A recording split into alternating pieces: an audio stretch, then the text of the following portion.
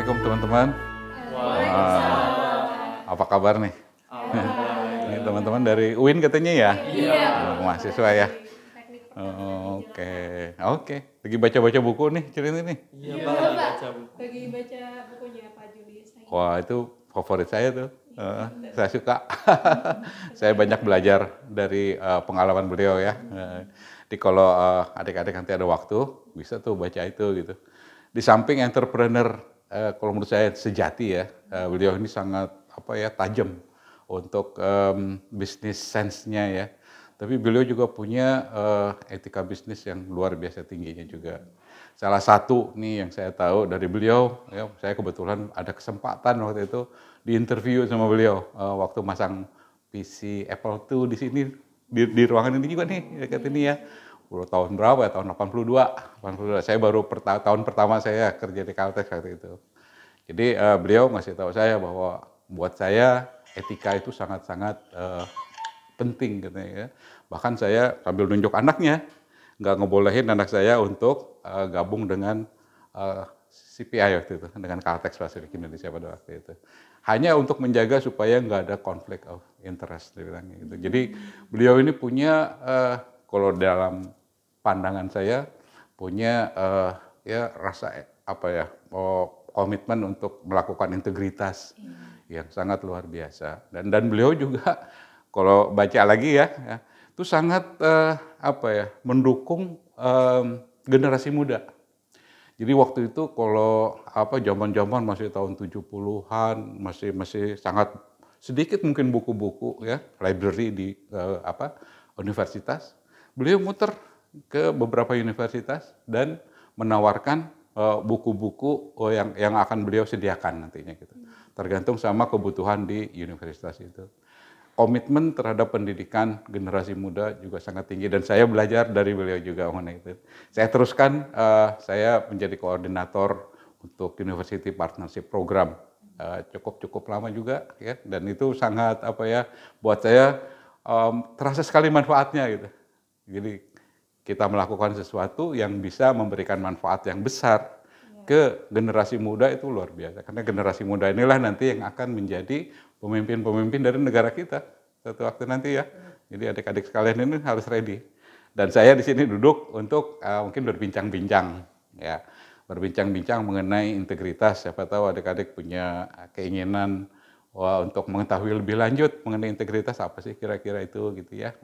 Saya siap untuk menjelaskan lebih lanjut nantinya. Ada yang mau tanya duluan? Iya, bicara soal integritas ya Pak ya. Yeah. Kan itu tentang prinsip. Nah, untuk prinsipnya itu sendiri kan kita pasti ada kejujuran salah satunya, terus itu empati juga mungkin. Dan gimana sih Pak caranya kalau di masa yang sekarang nih, kalau anak-anak milenial sekarang kan Gen Z gitu ya, Gen Z gitu. Itu kan ternyata banyak hal pengaruh di luar dari prinsip kita sendiri yang kita pegang mungkin. Karena integritas nggak bakal ada kalau nggak ada action. Dan itu butuh prinsip yang kuat di mana kita nggak takut sama banyak hal. Salah satunya kemiskinan dong gitu. Gimana caranya ya Pak kita buat survive, ngadepin itu sesuai dengan prinsip kita integritasnya itu. Ya mungkin di masyarakat ada stigma ya, kalau kita jujur, kita ngikutin integritas yang benar, seolah kita nggak akan berhasil gitu ya. Lama-lama jadi kita miskin gitu ya. Padahal sebetulnya kalau prinsip saya justru kebalikan gitu. Jadi kalau dari sisi bagaimana integritas kita kita tumbuhkan, memang itu bukan sesuatu yang butuh waktu yang sebentar, tapi butuh waktu yang panjang. Butuh waktu yang panjang untuk membangun jati diri kita yang kalau saya sih bilangnya kejujuran tadi itu salah satunya. Ngejaganya sulit, ya. Ngejaga kejujuran itu sulit, apalagi kalau misalnya di lingkungan kita, kejujuran itu udah dianggap sesuatu yang mewah gitu. Orang udah kebiasaan ngomongnya A, tapi melakukannya B misalnya gitu ya, udah biasa gitu ya. Bahkan saya kemarin ngobrol-ngobrol ya, contoh nih ya misalnya ya, yang sederhana aja. Istilah insya Allah, itu ternyata diplesetkan menjadi sesuatu yang penolakan katanya gitu. Bukan lagi sesuatu yang saya sebetulnya akan pergi ke situ, akan memenuhi undangannya Tapi tentunya dengan kata-kata izin Allah gitu. Tapi insya Allah ini dipelesetkan seolah-olah jadi kayak, aku nggak akan pergi dong. Insya Allah lah. Insya Allah lah itu tuh sesuatu yang kalau menurut saya kayak ada ada pengertian di situ bahwa saya nggak akan pergi loh gitu ya. Kayak gitu. Kalau itu benar, kita ngeri sih sebenarnya ya. Dalam ilmu yang saya pelajari, salah satu dari ciri orang munafik itu kan sebetulnya kalau dia janji dia khianat ya, ingkar dia gitu kan. Itu sesuatu kalau menurut saya kalau insya Allahnya itu sebetulnya dia dianggapnya dia mau pergi, tapi ternyata dia bilang dia nggak akan pergi, itu sendiri udah jadi pembohongan sih sebenarnya gitu ya. Dan itu salah satu kembali ya, kalau dia bicara dia bohong, kalau dia janji dia ingkar. Itu kan udah dua tuh sifat orang munafik yang kita sangat ngeri lah kalau misalnya kita dianggap orang munafik gitu. Ini salah satu kalau misalnya contoh-contoh ya, bagaimana kita ada stigma-stigma yang di masyarakat yang mungkin terjadi. Mudah-mudahan dengan penjelasan stigma tadi lama-lama akan hilang. Jadi tadi kalau menurut saya contohnya lah saya sendiri lah gitu ya. Saya menjaga integritas dari mulai lulus dari ITB ya sampai dengan diterima di komputer di Caltex dulu tahun 82 jadi analis programmer dulu ya terus meningkat akhirnya pindah ke jadi manajer di planning perencanaan. Habis itu meningkat jadi VP General Affairs. Itu saya jaga integritas saya gitu. Justru di perusahaan yang bagus sebetulnya integritas itu jadi nomor satu. Kalau integritasnya nggak bagus, kalaupun dia jagonya kayak apa, dia pinternya kayak apa, nggak akan dia diterima itu. Jadi tergantung juga kembali dengan perusahaan yang di tempat kita bekerja. Nah untungnya saya itu dulu ya masuk di Caltex, ya waktu itu kan nggak terlalu tahu juga Caltex seperti apa gitu. Tapi sesudah masuk dan tahu, udah jatuh cinta lah. Jadi akhirnya udah nggak ke lain hati, udah di situ aja gitu. Sampai dengan Caltexnya udahan, jadi Chevron, dan terus Chevronnya juga sekarang digantikan lagi kan. Sekarang udah selesai kontraknya tahun 2021. Tapi saya mengantar lah sampai habis 2021 itu gitu. Banyak hal yang saya pelajari dari kehidupan di Caltex. Salah satunya integritas tadi itu. Dan itu membuktikan bahwa dengan integritas kita sebetulnya bisa maju dan kita bisa meningkat, kita bisa berkembang. Nah kalau misalnya nih ya bukan Caltex lah misalnya ya, ada perusahaan yang mau startup misalnya gitu. Startup ini perlu menggambarkan ataupun menampakkan jati dirinya gitu. Kalau di awal-awal udah nggak bisa dipercaya, kira-kira perusahaan ini maju apa nggak? Enggak, iya kan. Salah satu yang perlu dijaga adalah kredibilitas dan itu bagian daripada integritas. Bagaimana kita konsisten, kita bisa dipercaya dan kita jujur gitu. Kalau kita jujur bisa dipercaya, mudah-mudahan bisnis kita sukses lah kalau menurut saya gitu. Jadi kebalikan dengan yang tadi dibilang gitu, nggak akan miskin lah. Mudah-mudahan jawab ya. Oke. Saya sih bertanya lagi Pak, tadi kan kalau misalnya menjaga integritas bisa ada kemiskinan gitu, tapi kan Bapak menjawab bahwa kebalikannya justru bisa tidak ada kemiskinan gitu Pak. Nah kalau dari kalangan pemimpinnya sendiri kan biasanya kalau pemimpin itu seringkali ditawari gitu Pak, disogok atau godaan untuk melakukan penyelewengan terhadap sikap integritas sendiri, yaitu salah satunya korupsi Pak. Nah biasanya seorang pemimpin yang menolak untuk korupsi gitu, untuk melakukan tindakan-tindakan penyelewengan dari integritas, biasanya dianggap wah sok suci nih, sok baik gitu, sok jujur gitu. Kalau tanggapan Bapak sendiri bagaimana ya Pak? Ya kalau menurut saya ini kan perkembangan di masyarakat kembali ya gitu ya. Kalau saya mendengar kata korupsi aja itu sesuatu yang udah langsung teng gitu ya. Kan ada sesuatu yang nggak bagus ya. Setuju kan? Cuman budaya kita seolah-olah menganggap korupsi itu bisa diterima gitu. Kan itu sesuatu yang juga bertentangan gitu. Kalau misalnya ini terjadi gitu ya. Nah, ada orang-orang yang punya integritas, menjaga integritas, kalau dia misalnya jadi pimpinan, dia akan kokoh dengan sumpahnya gitu. Kan sebelum kita jadi pimpinan pasti akan ada sesuatu yang kita janji kan. Amanah gitu ya. Nah, kalau dia pejabatnya lebih tinggi, disumpahnya pakai Quran atau pakai Injil atau pakai yang apa kitab suci dari keyakinannya gitu. Itu kan sebetulnya sesuatu yang luar biasa.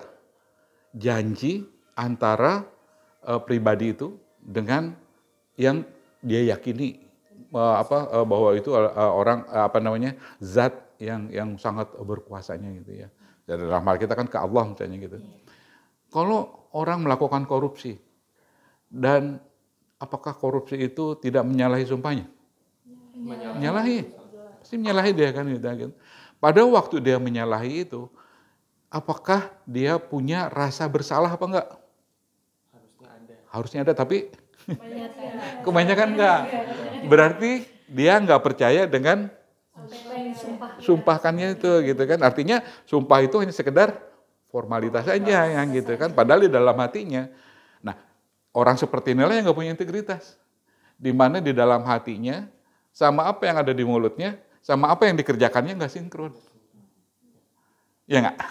Dia bersumpah, padahal di dalam hatinya, ini aku enggak bersumpah, tapi mulutnya ngomong. Habis itu kerjaannya berbeda dengan apa yang dia janjikan selama dia bersumpah tadi itu. Gitu. Jadi kalau menurut saya orang seperti ini udah pasti dia nggak punya integritas ya gitu. Tapi karena ini banyak yang kayak gini, jadi seolah-olah juga jadi kayak udah terbiasa gitu ya.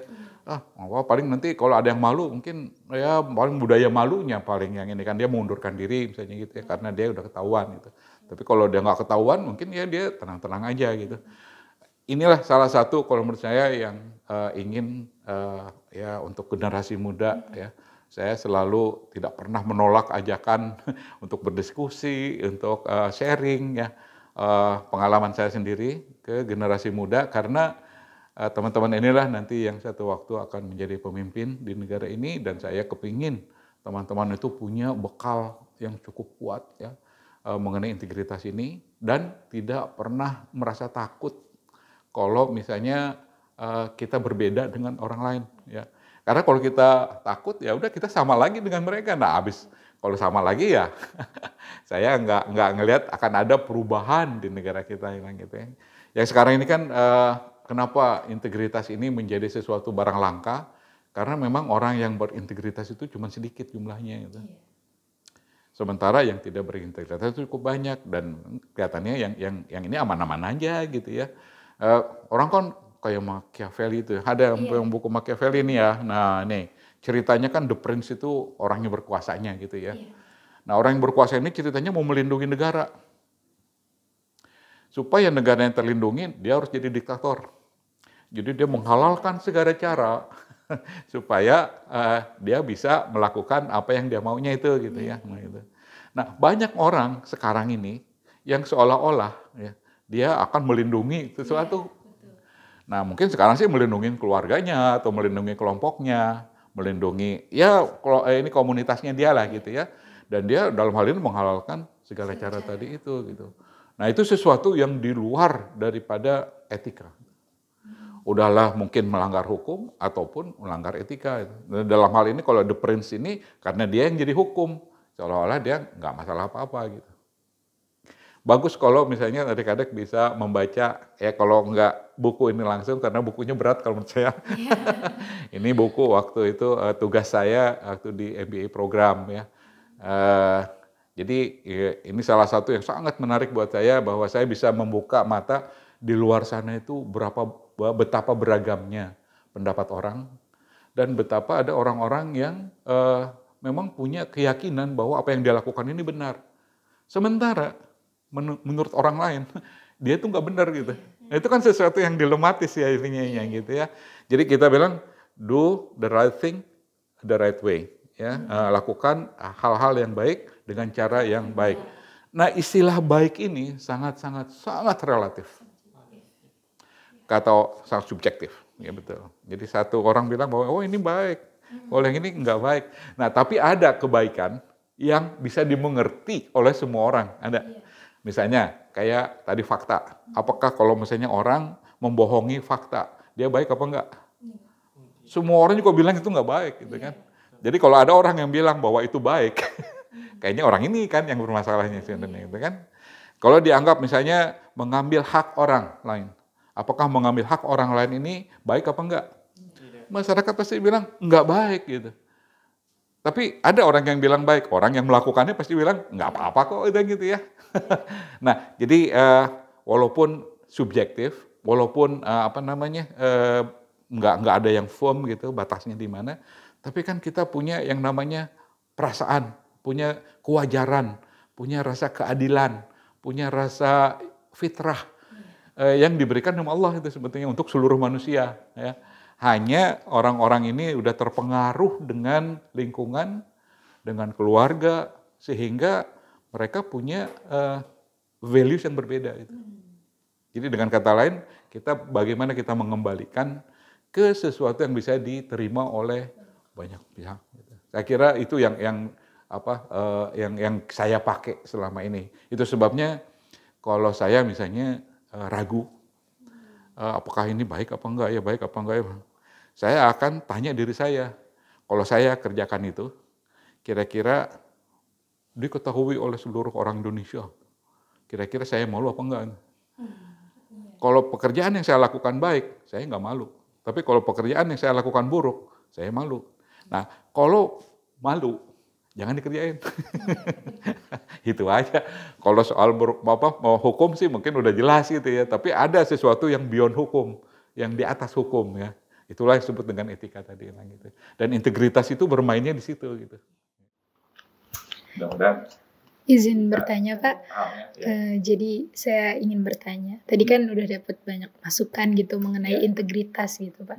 Untuk di generasi muda ini, contoh kecilnya gitu Pak, yang bisa kita terapkan untuk menumbuhkan habit-habit atau kebiasaan untuk menumbuhkan sikap integritas itu gimana Pak? Iya, jadi kalau saya kembalikan ke kejujuran tadi ya, kita konsisten dengan kejujuran kita gitu. Itu tuh kelihatannya gampang tapi berat. Jadi kalau misalnya kita datang misalnya nih ke tempat kuliah, kita harus merelakan bahwa absen kita kosong gitu. Jangan sampai titip dong absen gitu. Itu tuh kecil-kecilan gitu, tapi itu adalah korupsi sebenarnya gitu. Korupsi kecil-kecilan nilainya gitu. Jadi jangan sampai kebiasaan-kebiasaan yang kecil-kecil kayak gitu tuh jadi kebawa terus ya gitu ya. Itu sesuatu kalau menurut saya yang sangat mengkhawatirkan kalau misalnya dari generasi muda aja udah nganggap bahwa itu sesuatu yang nggak apa-apa kok nitip absen, yang lain juga sama kok kayak gitu. Ya kalau budayanya udah kayak gitu, siapa yang mau melakukan perubahannya gitu. Itu mirip dengan kayak korupsi tadi itu ya gitu. Sama kok korupsi gitu. Kayak kita misalnya naik busway, busway ya, kita pakai mobil atau pakai motor, kita masuk jalur busway. Kalau sendirian mungkin takut. Coba kalau rame-rame. Takut nggak? Berani. Nah itu sekarang ini orang yang melakukan yang nggak integritas tadi itu karena rame-rame. Nah kita berusaha untuk ya membesarkan dari komunitas yang berintegritasnya gitu. Sehingga nanti kalau misalnya diajakin ke tempat busway nggak mau karena saya malu. Gitu. Kalau semakin banyak orang yang malu, ya mudah-mudahan ya integritas. Itu kecil-kecilannya kayak gitulah kira-kira kayak gitu. Pasti teman-teman juga punya perasaan-perasaan ini kok kayaknya nggak nyaman ya kalau ngerjain itu gitu ya. Kayak mau nyontek, duh ini ketahuan apa enggak nih? Kalau nggak ketahuan ya aman gitu. Tapi kalau ketahuan ya gimana gitu ya. Kira-kira kayak gitu sebenarnya ya. Kecil-kecilannya yang gitu ya. Ya silakan. Permisi Pak, izin bertanya. Kalau misalnya tadi seseorang sudah memulai mengimplementasikan sebuah habit tentang integritas, namun di sejalan karirnya itu ada orang-orang yang mungkin mempengaruhi dia atau faktor apapun yang bisa menyebabkan dia keluar dari habit integritas itu. Nah, kira-kira menurut Bapak faktor-faktor apa saja yang bisa menyebabkan orang yang tadinya sudah memiliki keyakinan untuk jujur, beretika, tanggung jawab, terus tiba-tiba bisa melakukan hal-hal yang tidak baik. Iya, bagus nih. Kalau misalnya kita secara jujur memang tahu batasan yang integritas karena kita udah tahu nih ya. Tapi kita masuk ke dalam lingkungan yang tidak jujur, yang tidak berintegritas dan kita karena satu dan lain hal kita terpaksa untuk melebur jadi mereka gitu. Kira-kira kan kayak gitu ya. Ya, memang apa ya? Kalau menurut saya tergantung dari keteguhan hati kita, ya, seberapa tinggi level integritas yang kita punya. Karena tantangan untuk integritas ini memang jalannya mendaki dan jalannya terjal, nggak gampang gitu. Yang gampang itu adalah bareng-bareng, ya, ayo ya ikut arus gitu ya. Kalau ikut arus kan jalannya landai gitu dan happy gitu dan nggak ada orang yang nganggap kita aneh gitu ya. Nah, cuman kembali saya dalam hal ini jadi kayak agent of change lah misalnya ya, agen perubahan. Maka saya kepingin tentunya bekerja ataupun berkiprah ataupun melakukan sesuatu sesuai dengan nurani saya gitu. Nah, resikonya kalau misalnya saya nggak bisa mengconvince orang lain, jadi yang pertama kan kita mencoba untuk mengconvince ya, meyakinkan orang lain bahwa sebetulnya itu salah loh, harusnya kayak gini gitu. Jadi bukannya kita yang ikut ke mereka, tapi kita ngajak mereka ikut ke kita gitu. Kalau ini nggak berhasil, kita punya pilihan apa? Kita mau ikutan sama mereka atau kita nyari yang lain lagi ya gitu. Ya itu udah keadaan darurat itu ya. Dalam keadaan darurat itu ada kalau ini kebetulan dari UIN ya.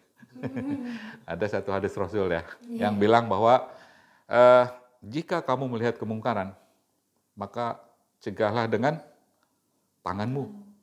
Artinya kekuasaan nih tangannya. Ada yang kekuasaannya cuma jari, ini bukan tangan. Dia nunjuk gini aja, apapun jadi itu gitu. Kalau kamu tidak mampu mencegahnya dengan tanganmu, maka cegahlah dengan lisanmu. Lisan dalam sekarang sih mungkin dalam bentuk tulisan ya bisa kan, lisan atau tulisan gitu. Jika itu pun tidak mampu, maka ingkarilah dengan hatimu. Jadi kita bukannya ikutan ke dalam situ, tapi kita mengingkari bahwa itu salah.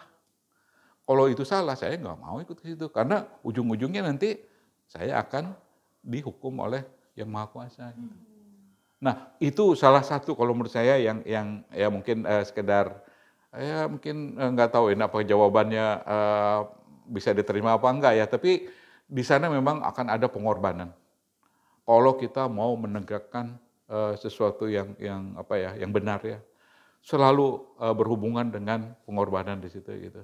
Dan mungkin kita akan dibully, mungkin kita akan diasingkan, mungkin karir kita akan di-dep, tapi saya punya keyakinan kalau kita tetap punya keyakinan yang kuat mengenai kebenaran yang kita punya ya, satu waktu nanti akan dibukakan pintunya sama Allah yang Maha Kuasa itu.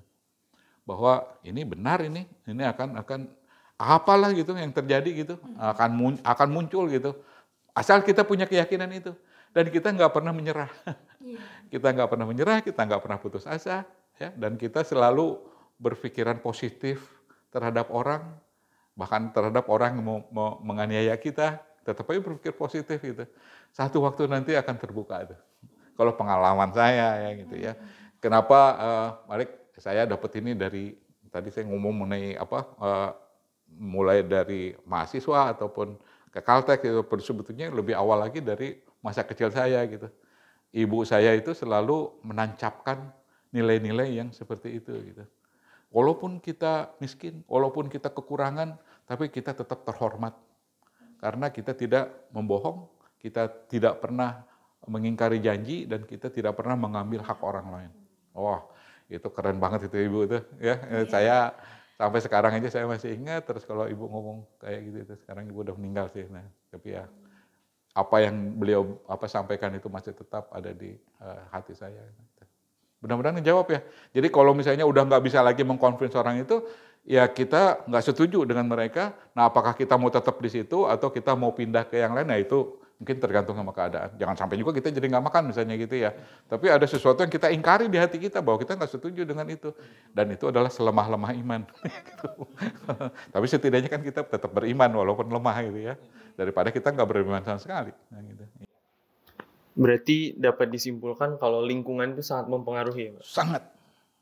Kalau gitu, menurut Bapak gimana baiknya cara bergaul maupun memilih pergaulan mungkin dari kalangan mahasiswa gitu. Caranya memilih bergaulnya. Kalau saya ya pengalaman saya waktu misalnya nih waktu mulai dari mahasiswa saya ke masjid, siapa yang teman yang ke masjid, saya temenin dia gitu. Karena kalau saya perginya ke kafe, ya teman yang ketemu di kafe ya beda lagi kan ceritanya gitu.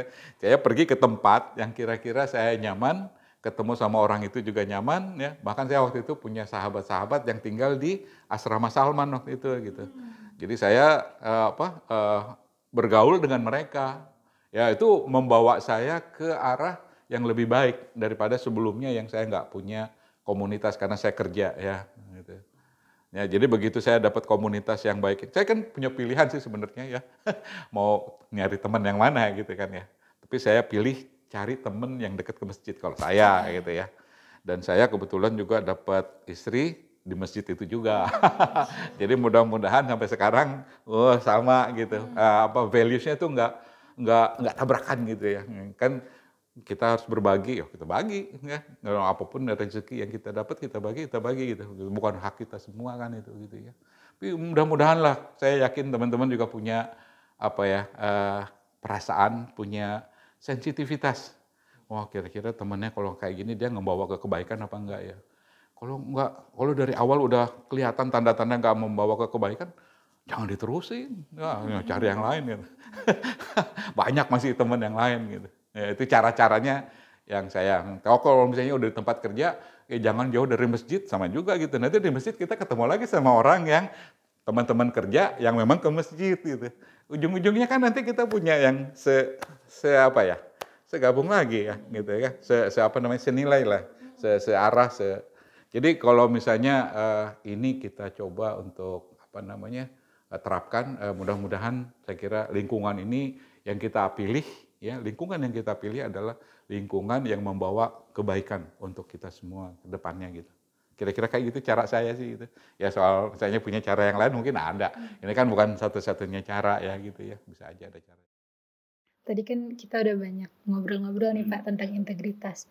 Saya pengen nanya nih Pak, pendapat Bapak gitu terhadap sekarang, kan banyak nih generasi muda, generasi Z gitu, bisa dibilang kita banyak menegakkan keadilan melewati sosial media gitu.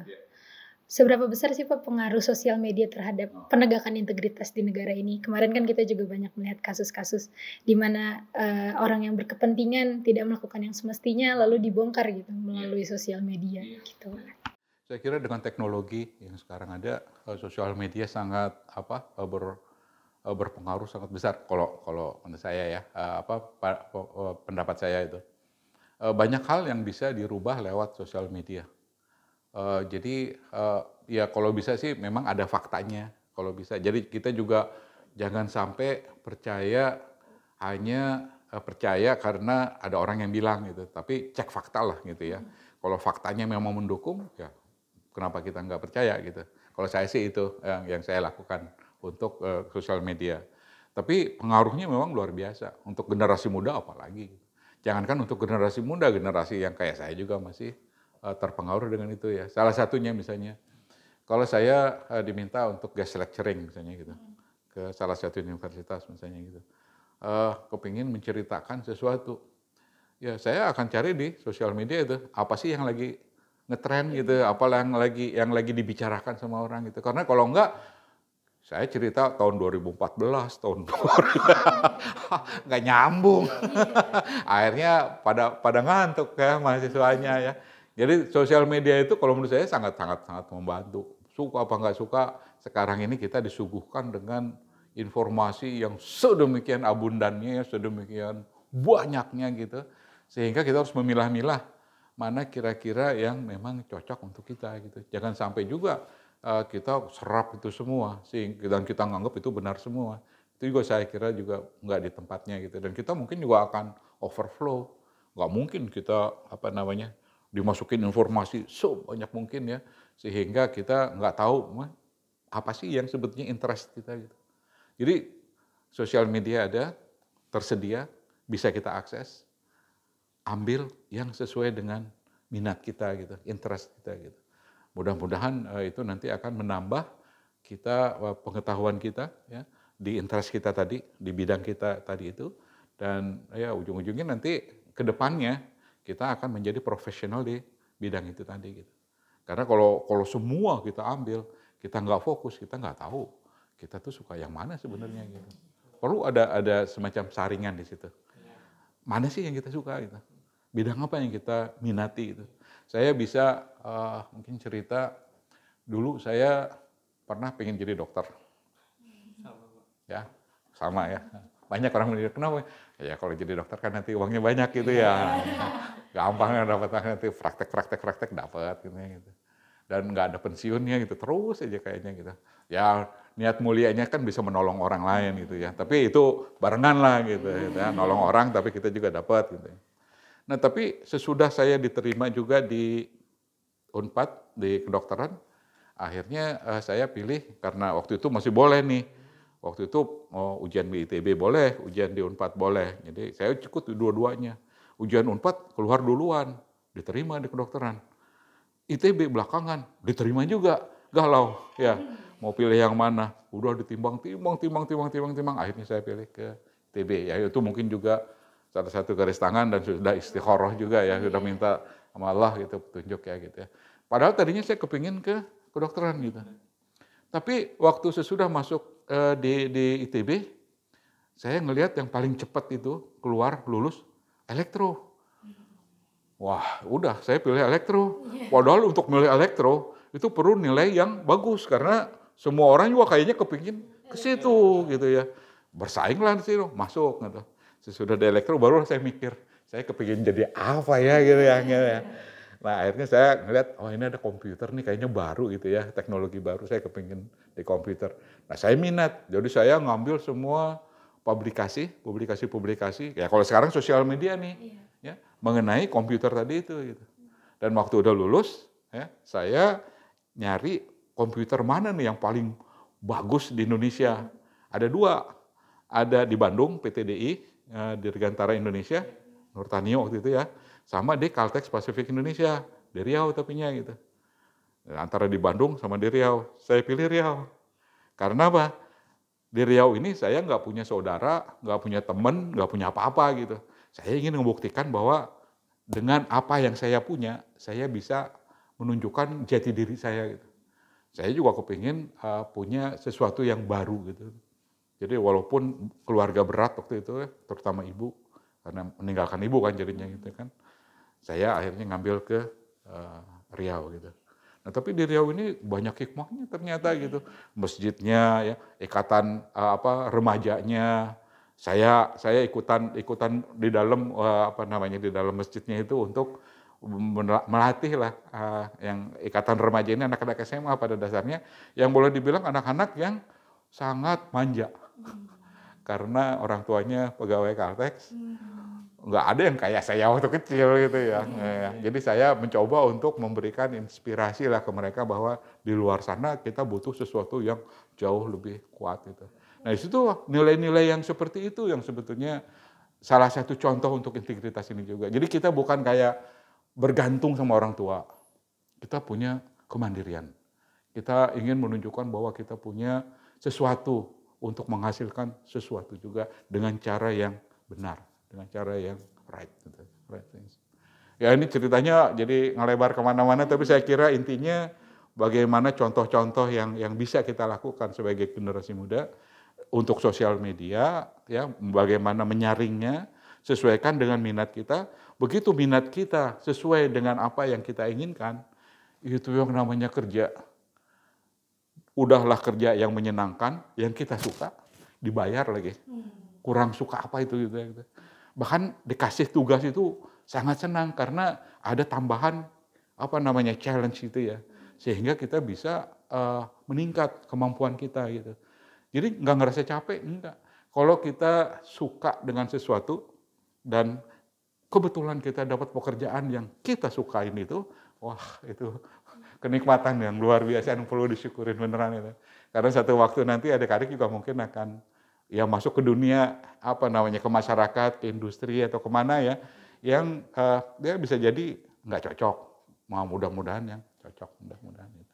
Itu salah satu kalau menurut saya cara-cara kita memanfaatkan sosial media. Silakan. Pak, saya izin bertanya nih Pak. Saya penasaran Pak, apakah Bapak punya tokoh-tokoh gitu Pak yang dijadikan sebagai role model gitu Pak? Mungkin nih teman-teman anak generasi muda nih yang menonton ini bisa belajar dulu gitu Pak dari tokoh-tokoh yang Bapak jadikan role model gitu Pak. Ya kalau saya sering juga baca buku, sering juga baca riwayat-riwayat ya. Yang pertama yang saya sangat kagum itu Pak Natsir ya, M. Natsir ya. Beliau ini memang punya integritas kalau menurut saya yang luar biasa tinggi gitu. Bahkan dia dikasih hadiah pun juga dia nggak mau. Karena hadiah itu menurut beliau ini dari sesuatu yang seharusnya dia sudah dapat gaji gitu. Kenapa harus dia dapat hadiah lagi gitu. Sementara kalau kita sekarang ini bagaimana supaya nyari hadiah yang lebih besar gitu. Gravitasi ya, bukan gravitasi, gratifikasi. Kok gravitasi? Gratifikasi. Nah, kalau orang dapat gratifikasi itu kayaknya hore banget.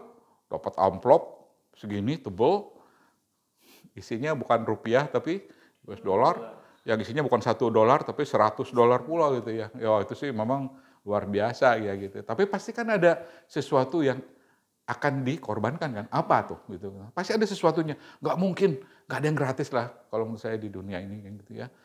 Nggak ada yang freelance kalau istilahnya sekarang gitu ya. Jadi apapun juga pasti ada maunya tuh orang yang ngasih itu gitu. Dan biasanya semakin besar ngasihnya, semakin besar kemauannya. Dan semakin besar penyimpangan yang akan dimintakan dari kita. Jadi semakin besar penyimpangannya, semakin besar uangnya tadi, semakin besar resikonya gitu. Itu sesuatu yang mungkin terjadi. Dan begitu ketahuan, udah kena gitu kan. Tapi dari sekian banyak yang melakukan itu, berapa sih yang ketahuan misalnya gitu kan.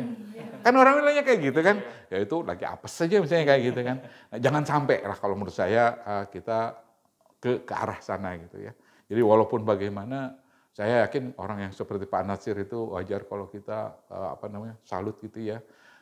Orang kayak misalnya Bang Imad ini juga, saya juga belajar dari beliau, Bang Imaduddin dan Salman dulunya, ITB ya. Dan beliau ini punya filosofi-filosofi mengenai keteguhan, keyakinan, hal-hal yang right things, yang benar, yang baik. Itu semuanya saya dapat belajar dari beliau banyaknya gitu ya. Dan ya selain dari itu Pak Tahiyah tadi udah disebutkan ya, ada lagi satu lagi yang dari Buya Hamka ya. Itu juga Buya Hamka, beliau rela untuk masuk ke penjara, walaupun dia diancam masuk penjara nggak apa-apa buat dia kalau dia menyatakan sesuatu yang benar. Jadi dia mencegah kemungkaran melalui lisan kan ya. Itu kan sesuatu yang masuk penjara namanya, nggak apa-apa.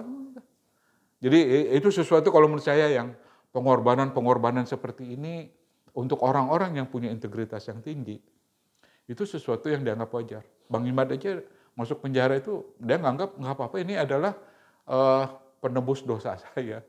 Jadi itu sesuatu yang berbeda cara melihatnya udah gitu ya, dibandingkan mungkin dengan orang-orang kebanyakan gitu ya. Sekarang kan orang kebanyakannya pengen yang enak-enaknya aja kan. Iya. Apapun juga ya, pengen dapat sesuatu yang besar, banyak, tapi dapatnya cepat dan dapatnya gampang gitu. Nah, kira-kira kayak gitu tuh filosofinya itu gitu. Bukan kerja keras dengan dedikasi yang tinggi, etos kerja yang kuat, melakukan dengan cara yang benar, bukan seperti itu kan gitu. Jadi itu nggak tahu udah nomor keberapa. Dan misalnya di dalam jabatannya dia itu yang namanya S1, S2, S3 itu nanti dihitung. Kalau S3 akan dapat sesuatu yang lebih besar dibandingkan S2. Saya harus jadi S3 sekarang. Nah, universitas mana nih yang bisa ngasih S3 sama saya dengan cepat dan kilat gitu ya. Banyak yang nawarin, banyak sekarang gitu. Menerima untuk bikin tesis S3. Ada. Kalau kita Google itu, banyak banget yang nanya itu. Tapi kan itu sesuatu yang menyalahi fitrah kita gitu. Kalau kita memang punya integritas. Tapi itu menandakan bahwa begitu rendahnya integritas di masyarakat kita sekarang ini gitu ya.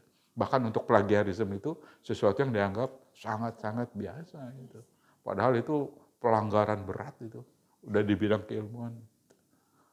Ya mungkin itulah sedikit cerita-cerita kayak itu ada lagi? Ya? Tadi Bapak sempat beberapa kali membahas tentang buku termasuk penulis-penulisnya ya Pak. Ya. Terus juga masyarakat Indonesia sekiranya belum terlalu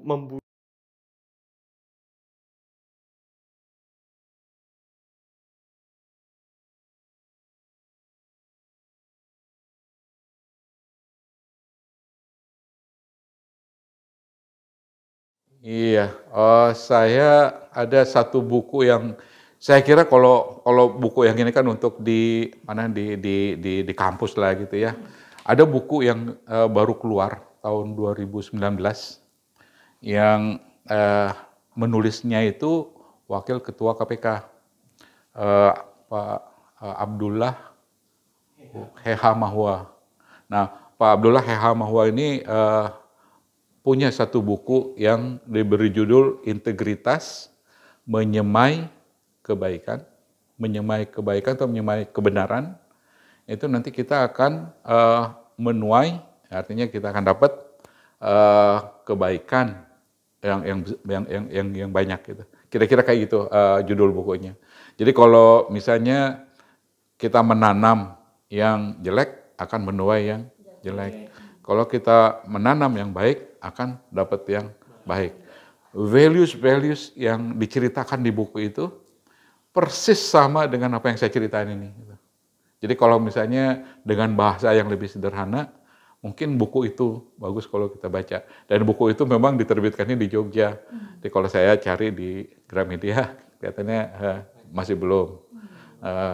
Udah saya coba kontak juga Gramedianya. Saya punya e-booknya, ya, tapi ininya nggak punya, namanya buku fisiknya nggak punya. Ya mungkin satu waktu nanti saya akan coba cari juga waktu kalau ke Jogja. Kira-kira buku-buku itu kalau menurut saya yang paling saya rekomendasikan kalau untuk masyarakat ya. Karena di situ diceritakan juga mengenai pengalaman beliau menangani kasus ini, kasus itu, kasus ini, kasus itu.